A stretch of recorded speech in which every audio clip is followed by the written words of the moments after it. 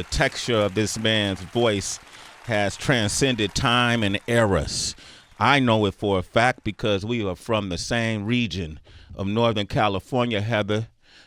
Brace yourself because we got another Bay Area representative in your proximity. Here we go. In all weekend long and now today. Yes. You ying too? Oh my gosh. Come on now. Man, he was ying before it was ying. Shout out 40 Water. What it do? Come on, man. You know, we've had a lot of folks up. Who do we have up here, Reese? Jay Valentine came up here. Yep. He's from your neighborhood. Absolutely. Okay, I was just with Larry June at the Juneteenth Festival on stage, introduced him. He's from your neighborhood. Does that mean RBL Posse from your neighborhood? Hunters Point, yeah. HP. Come on, man. Mm-hmm. This man has done a lot.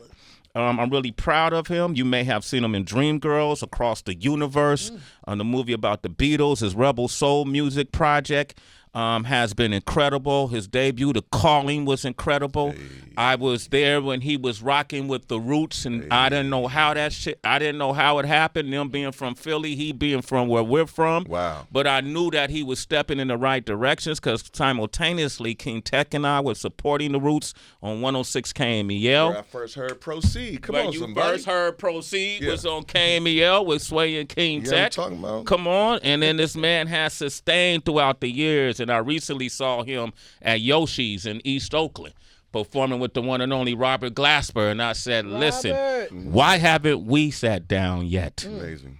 You know, it's a long time let me say your name, coming. man. Ladies and gentlemen, introducing to you, man, one of the Bay Area's treasures, if I will, soul music pillars, if I will. And the man is humble. Almost to a detriment, but we're going to bring it out today. Martin Luther McCoy is here, ladies and gentlemen. Hey, welcome, finally. Come on, man. I love it. Bay Area, stand up. Bay Area. Let's go. Come on, this is one of ours. Hello. Man, I'm in the room, bro. I watch y'all on, you know what I'm saying? In the room. Like, get a picture, Pippin is going down. Man. Yeah. Hey, man, when did you start? Because you got with the Roots in the early 90s. I met with the Roots just incidentally or coincidentally bumped into a studio session that they were having. I think they were working on Common's album, and I was rolling out here with Jeff Austin and Lamar Davidson and Vinio Mojica, and we just kind of crashed a session at Electric Ladyland. And then some of the friends of mine in the Bay Area have always been affiliated with the Roots since they first started. So my actual linkage with them happened, you know, it's God. So I'm going to tell you a quick, long story.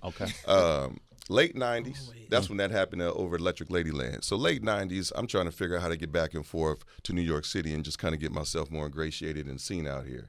The Roots was doing the Wetlands, the $5 shows on Sundays, Wetlands. right? I got a chance to rock with them. Saul Williams introduced me to that Saul whole the amazing poet. Yes. Absolutely. So now, let's fast forward about 2 or 3 years, and Saul hits me up one day and was like, hey, man, you ever heard of this dude named Cody Chestnut?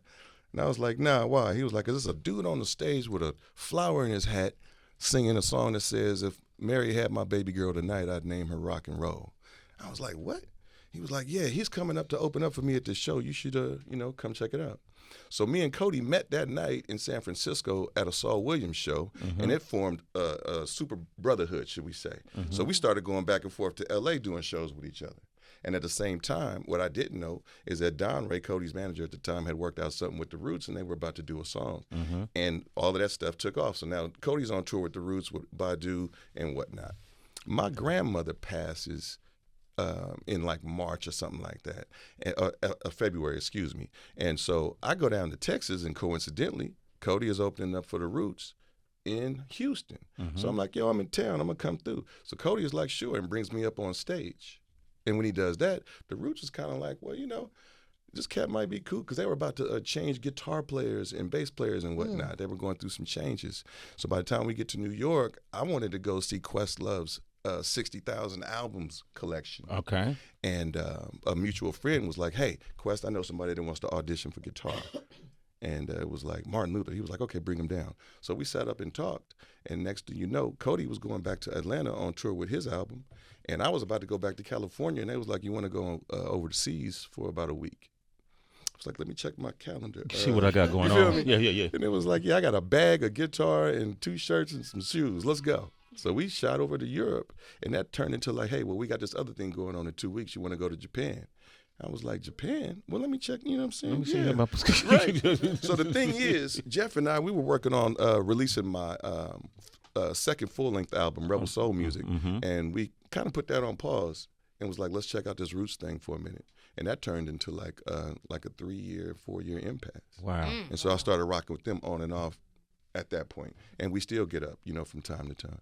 Wow, man, I did not know that. Martin Luther McCoy. All right. Hey. So prior to that, when I think of the Bay Area, and I'm naming all these names, and then even when it comes to our legacy, Sly and the Family Stone, Confunction, Sheila E., Tony, all of these different bands that have come, Pointer Sisters that have come from the Bay Area. Did you have family members that were in music?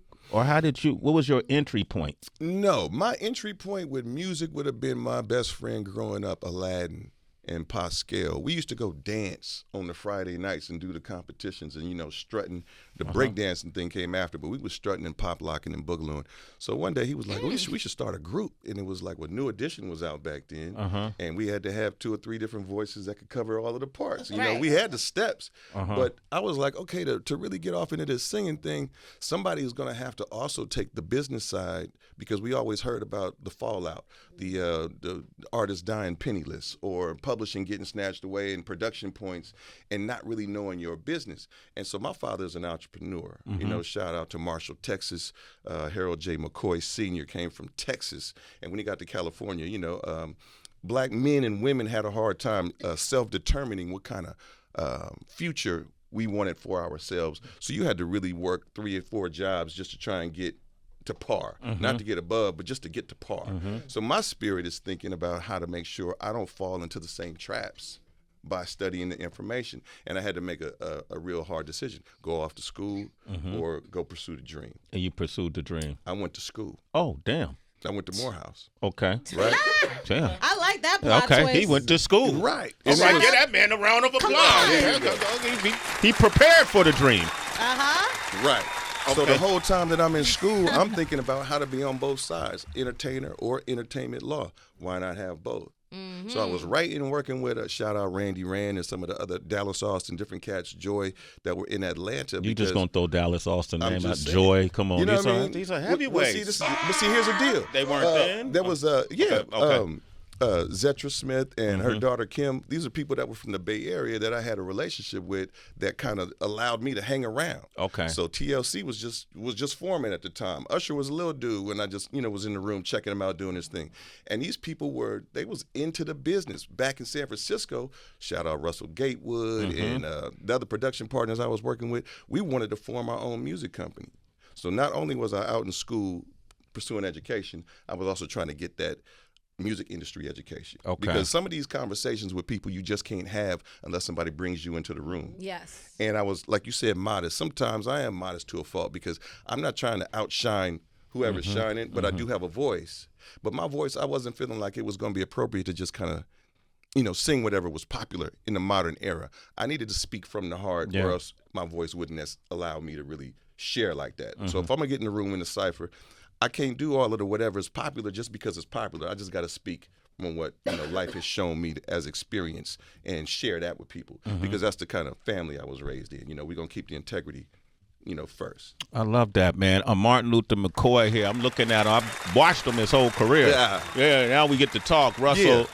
Russell Gatewood, Rick and Russ Russell Gatewood. Absolutely. Yeah, Rick and Russ, popular, just pillars in the Bay Area community, just being DJs. World famous DJs, party throwers, vibe creators, Jeff and I, we known each other for years as well. And that's what got us into the music business because the DJs, y'all was the gateway. Y'all was the way for us to get a shot to get on a microphone or to get our voice heard or to have our legacy emblazoned into the culture because the DJs got to spin the record. Well, the industry will make you believe that now the playlist is more important than the DJ, but I'll ask you as an artist, when your song is on a playlist, How does it differ from when a DJ is actually playing the song? Well, a DJ is like a chef. It's like, someone who's preparing a meal. DJs love the audience in a way that a chef loves serving food, and food as medicine can heal and inspire and elevate. A playlist is dope if it includes your music and the rest of the songs are dope and you like that, but it's more static. It's not the same kind of personal relationship. Mm-hmm. So when because DJs can blend in a way that the playlist can't, right? Mm-hmm. You can mix Sade with Tupac or the Eagles with, you know what I mean, whomever, but the playlist is just going to kind of like rock song after song. But okay, Martin Luther McCoy. So you got a show while you out here? Tell me about these shows. Absolutely. Okay. Fortunately, I've been blessed to be with different types of organizations, and one that I'm a part of is called Moon Medicine. Mm-hmm. And Moon Medicine is led by our lead visionary artist, interdisciplinary artist, Sanford Biggers. And it also includes Jahi Sundance, Rich Medina, Mark Hines. Sometimes Andre Simone is on bass. Andre Simone? You know what I'm talking about? We going into them chambers. Come on. So we're doing something special for, and sometimes Michelle Ndeghi cello, it could be Yassine, it could be a Pharaoh Monch. It depends on what the mood is. Okay. And we're going to do something for the New York School Board tomorrow. And then later on that night, I'm bringing the band, Mark Kelly from the Roots, Captain Kirk Douglas from the Roots. Incredible. You know what I'm talking about? Come on. Big Rick on drums, Matt Wong on piano. We're going to do a show over at New Blue. The doors are 7, show is at 8 p.m. sharp, where I'm sharing some of the new music from the album Welcome Back Love. Welcome Back Love. Let's talk about that. Welcome Back Love. Welcome Back Love. We need it. Well, I know I need it because, my ears, they kind of flatline if I'm hearing the same message or the same subject matter in our popular music. I'm not going to say it's not ours, because we have to embrace all of this. It's ours. It's our culture, or else somebody else can dictate everything about it, and I'm standing in opposition, direct opposition to that. I need to give us an option. So I'm putting out music that is welcoming back love into the airways, into a mental chamber, for something for you to, meditate on, a certain mantra, So the album it's also like my welcome back to myself as an artist, because, a lot of people was like, well, where you been for a while? Unfortunately, we have family members and we love them to death, but they might be on a path that there's no way to stop the direction in which their life is predetermined to go. Yeah. And when that happened to my brother and I lost him, it just kind of pulled me back from wanting to be out on front and center stage, because so much of a strong, the impetus as to why I even wanted to get out there and do it was a part of my relationship with my brother. So losing him made me just sit up and think for a while, like, well, what am I about to do now? Because the person I played the song for first, the person that criticized it first, he'd be like, nah, put on some Rick James. Now put yours on. You got to go do something to that. You know what I mean? Wow, that's good advice, right. too, right? You know what I mean? Yeah. But I'm like, well, what about Steve? Nah, that's Stevie Wonder. I don't want to hear that sensitive stuff. Give me something that's hard. So these were the kind of conversations that also prompted me to do things with my music, right? Yeah. And make a decision as to what I was going to write about or wanted to share. So anyway, how did you lose your brother? He had just some darknesses, man, that and addictions. Okay. That he wasn't really willing to let go of, and not wanting to take care of himself. Our mental health and our physical health is so necessary. We can get to a point where we're just like, oh, F it, man. It's going to be what it's going to be. But I'm of the mind that as long as I got air in my lungs, I can improve what it is versus just letting it go out on some, it's going to be what it's going to be. Yeah. Amen. So I got off tour. I had to get away from the Roots for a while and be in lockstep with him to try and stop what was inevitable. Then I had an album to finish, so I went down to Atlanta, got into the studio for about 3 weeks with some of my guys. And by the time I came back, old boy was laid out on the couch in the position, paraphernalia around him, and that was that. That was that. So now I got this great album I'm ready to produce and put out and da-da-da-da-da. Yeah. But my spirit and my soul is in such ache that I just can't even think about what I want to do in front of people, because I don't want to see nobody. Yeah. Of course. You know what I mean? Mm-hmm. Shortly thereafter, my father passes. And that changes the structure of the family. And now there's a lot of weight on my mother. Yeah. And as far as family business and as far as dealing with things that cancer survivor over 30 years, 2 or 3 aneurysms, brain operations, still rocking strong. To God be the glory. Yes. But she needs an ally. Uh-huh. She needs somebody that's going to help stabilize things, and I no longer can now just get up and be like, I'll see y'all in a few years. You feel me?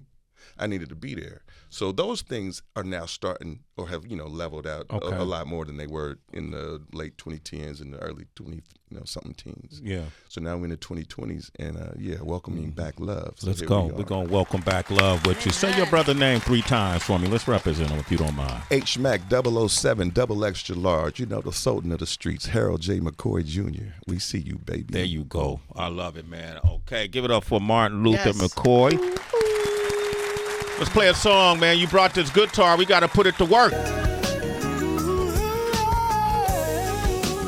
Making moves, I know we got his on our side. Gotta know, you just got to believe it. Believe one thing. No one can make you want it more than you.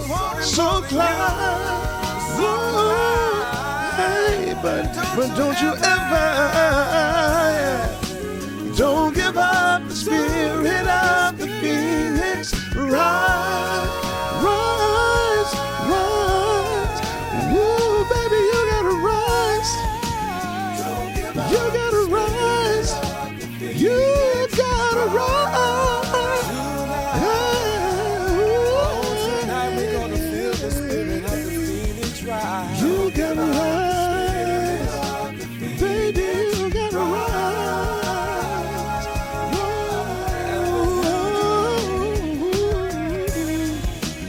Don't give up the spirit of the phoenix.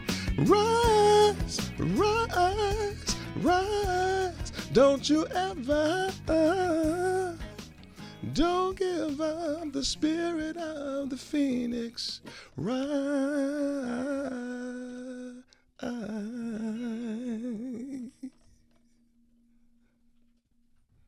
Martin Luther McCoy, y'all, live in studio, baby. Wow. The song Rise, man. Gorgeous. Hey, we got Jason on the line from Baltimore. Jay, what up, Jay?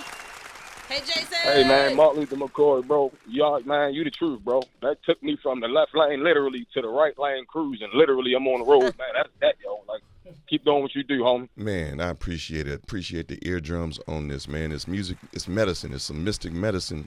And you heard it. I appreciate you, bro. Okay, they could get this music, right? Oh, yeah. You can find it. It's all I'm available. My full name, Martin Luther McCoy, as in the real.